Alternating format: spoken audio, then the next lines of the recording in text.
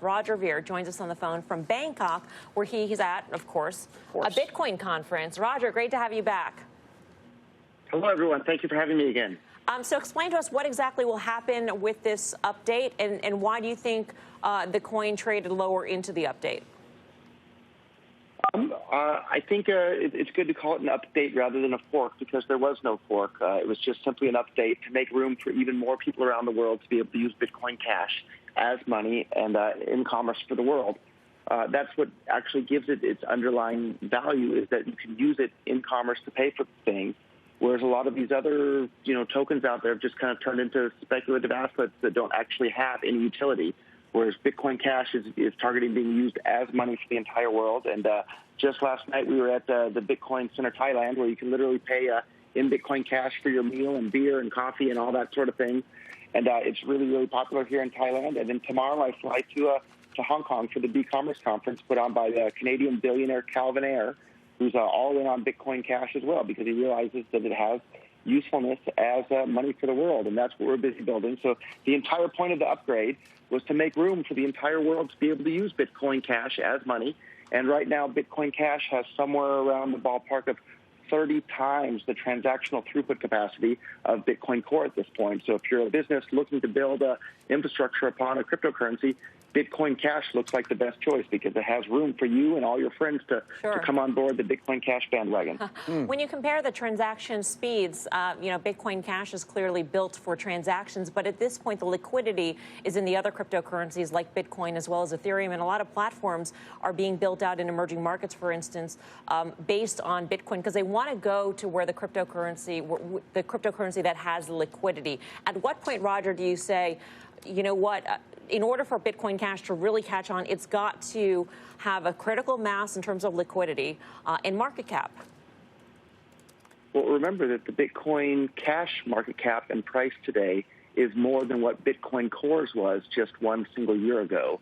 Back when they were there was only one Bitcoin at that point. They split into both Bitcoin Core and Bitcoin Cash on August 1st of last year. So the fact that Bitcoin Cash has a bigger market cap than Bitcoin did just a year ago, that's a pretty darn bullish sign. You have just about the same amount of merchant adoption for both. All the big boys like Coinbase's and Blockchain.info and BitPay's also have full support for both Bitcoin Cash and Bitcoin Core. And all the new innovation is taking place on top of Bitcoin Cash. It's no longer taking place on top of Bitcoin Core. And that's why you see all of these existing businesses building their new products on top of Bitcoin Cash.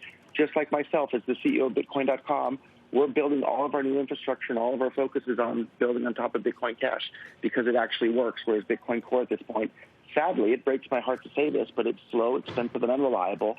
And it's that by intentional design of these core developers that managed to fork the economic code of the project and take it in a completely different direction than the path that it was on that originally made it into this worldwide phenomenon and success that it is today. So if you change the economic code, you're going to change the economic outcome, and that's what they've done with Bitcoin Core. And the economic path that Bitcoin Cash is on is the one that led to Bitcoin's original success. So that's why I'm incredibly bullish on Bitcoin Cash for the exact same reasons I was bullish on Bitcoin back in 2011 when I became the first investor in the world to start investing in this space. Hey, Roger, so it seems like Bitcoin Core, the thesis around owning it is really that store of value, and it seems like you're making a pretty strong case that you want to use this as a currency. That's not something people are really talking about with Core. What is the inflection point where we're going to start seeing this? You talk about people are using it in Bangkok to buy coffee.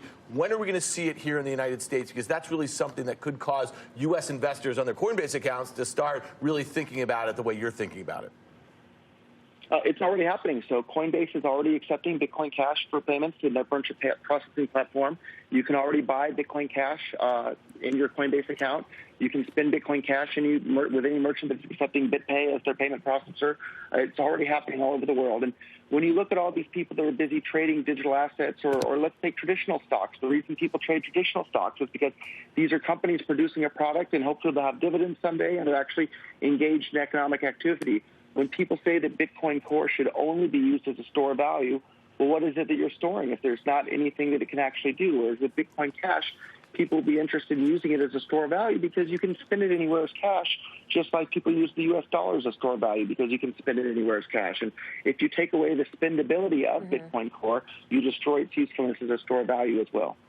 In terms of Wall Street's acceptance of Bitcoin Cash, Roger, how important is that to your thesis that Bitcoin Cash will gain that critical mass and maybe even someday surpass Bitcoin Core in market cap? I mean, are you looking forward to the day? Do you think if Bitcoin Cash futures were traded, it would help with acceptance?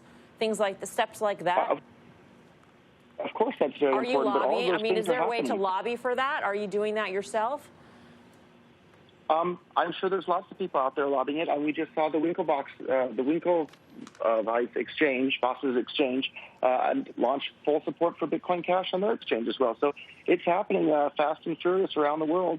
Bitcoin Cash adoption is happening, despite all the names calling in vitriol that's happening on the internet. Bitcoin Cash works as money. Bitcoin Core sadly no longer does, and I have a fantastic example of that for anybody that's not sure. I received my very first Bitcoin ever from what's called a Bitcoin faucet, which is just a website that gives out a little bit of Bitcoin to anybody who wants it. That's no longer possible on Bitcoin Core, but anyone anywhere in the world who goes to free.bitcoin.com will get about 15 cents worth of Bitcoin Cash for free. That's possible on Bitcoin Cash today. That's impossible on Bitcoin Core. So I invite people to give both Bitcoin Core and Bitcoin Cash a try. And it'll be clear to them which one's useful as money and which one's not. Last quick question, Roger. Got to get a prediction from you. Where will Bitcoin Cash be in a year? Where will Bitcoin be in a year? I think both of them will be higher than where they are now, but I think Bitcoin Cash will have much, much more significant gains than Bitcoin Core. You want to give us a number?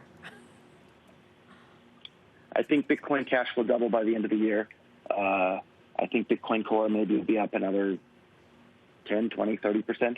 That's just a guess, of course. Okay. Roger, great to speak with you. Thanks for your time. Thank you. Enjoy Bangkok. Roger Ver, otherwise known as Bitcoin Jesus, one of the first investors, of course,